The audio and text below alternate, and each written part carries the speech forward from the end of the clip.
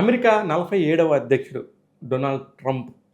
ఆయన రెండోసారి పదవి స్వీకరించి అమెరికా అధ్యక్షుడిగా ప్రమాణం చేసిన వెంటనే కొన్ని నిర్ణయాలు హుటాహుటిన తీసుకున్నాడు.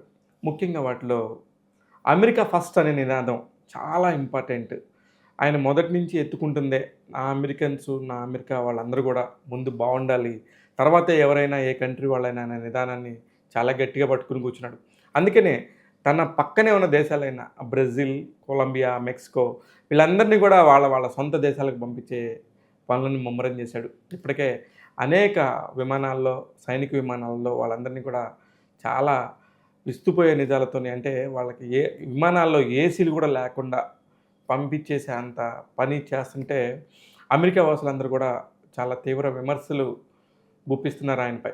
కారణం ఏంటంటే అంత ఘోరంగా వాళ్ళని పంపించాల్సిన అవసరం ఏంటి? మామూలుగా కూడా పంపించొచ్చని ఆయా దేశ ప్రభుత్వాలు ఆహ్, ఆయనతో గొడవ పడుతున్నప్పటికీ ఆయన మాత్రం ససేమిరా తగ్గేదే లేదంటున్నాడు. ఇకపోతే అమెరికా ఫస్ట్ అనే నిదానంలో మాకు ఇండియా వాళ్ళైనా కూడా, అలాగే చైనా వాళ్ళైనా, బాగా డెవలప్ అయిన ఏ కంట్రీ వాళ్ళైనా సరే నాకు సంబంధం లేదు. నేను ఈ విషయాల గురించి మాట్లాడతాను.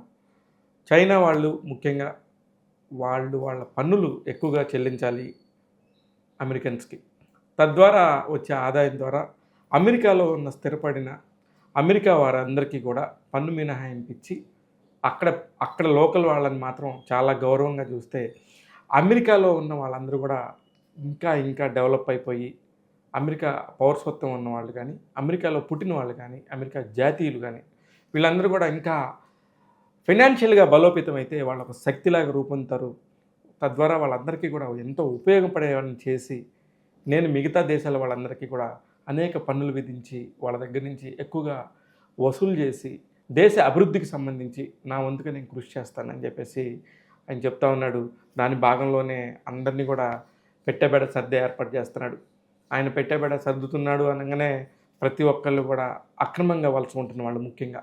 అక్రమంగా ఎవరన్నా వలస ఉంటే వారికి తీవ్రమైన ఇబ్బందే. దయచేసి మీ మీ దేశాలకి హ్యాపీగా వెళ్ళిపోండి. ఎవరో వచ్చి గెంటేసేదాకా మీరెందుకు ఆగాలి? అనే ఒక ప్రశ్న, ఒక చర్చ కూడా జరుగుతోంది ప్రతి ఒక్కరిలోనే. ఇలాగా ఎందుకిప్పుడు ఈ టాపిక్ అంటే, తన దేశం నంబర్ వన్‌గా ఉండాలనుకోవటం ట్రంప్ తప్పు కాదు. ఆయన దేశాన్ని బాగు చేయాలి. అంతకుముందు ప్రభుత్వాలు చాలా ఇబ్బందికర పరిస్థితుల్లో దేశాన్ని నడిపాయి. నా ప్రభుత్వంలో మాత్రం అలా జరగదు అని చెప్పి తన నినాదంతో ముందుకెళ్తున్నారు. అమెరికా ప్రజలందరూ కూడా హర్షం వ్యక్తం చేస్తూ ఆయనకు సపోర్ట్ చేస్తున్నారు. ఎవరైతే మిగతా దేశాల వాళ్ళందరినీ పంపిస్తున్నారో వాడు కొంచెం తీవ్ర వ్యతిరేకత చూపిస్తున్నప్పటికీ కూడా పెద్దన్నయ్య పెట్టే ఒత్తిడికి, వాళ్ళు పెట్టే భయాందోళనలకి గురయ్యి వాళ్ళ వాళ్ళ వ్యక్తుల్ని తీసుకోక తప్పట్లేదు. వాళ్ళ వాళ్ళ విమానాలని వాళ్ళ భూభాగంలోకి అనుమతించక తప్పట్లేదు. ఇది ప్రస్తుతానికి జరుగుతున్న తంతు.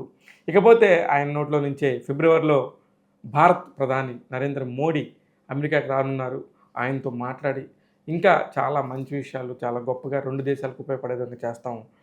నేను గట్టిగా నిర్ణయాలు తీసుకునే విషయంలో భారత్ అయినా ఒకటే, ఎవరైనా ఒకటే. నాకు సంబంధించినంత వరకు నా దేశం బాగుండాలని ఆయన పదే పదే మాట్లాడుతుంటే మిగతా దేశాల వాళ్ళందరూ కూడా అప్రమత్తం అవుతున్నారు. ఈ విషయం మీద నిజంగా కూడా అందరూ కూడా వాళ్ళ కంట్రీకి సహకరించి వాళ్ళ దేశాన్ని నంబర్ వన్‌గా ఉంచాలని ఆయన కోరుకుంటున్న సంగతి అందరికీ తెలిసిందే. చూద్దాం.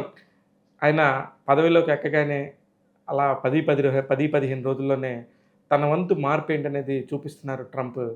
రాబోయే రోజుల్లో ఎలా ఉండబోతుంది ట్రంప్ పరిపాలన అనేది దేశమంతా కాదు, ప్రపంచం అంతా కూడా ఎంతో ఆతృతగా ఎదురు చూస్తుంది.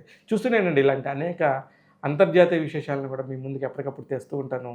ట్యాగ్ తెలుగు యూట్యూబ్ ఛానల్ ద్వారా. నేను మీ శివ మండల.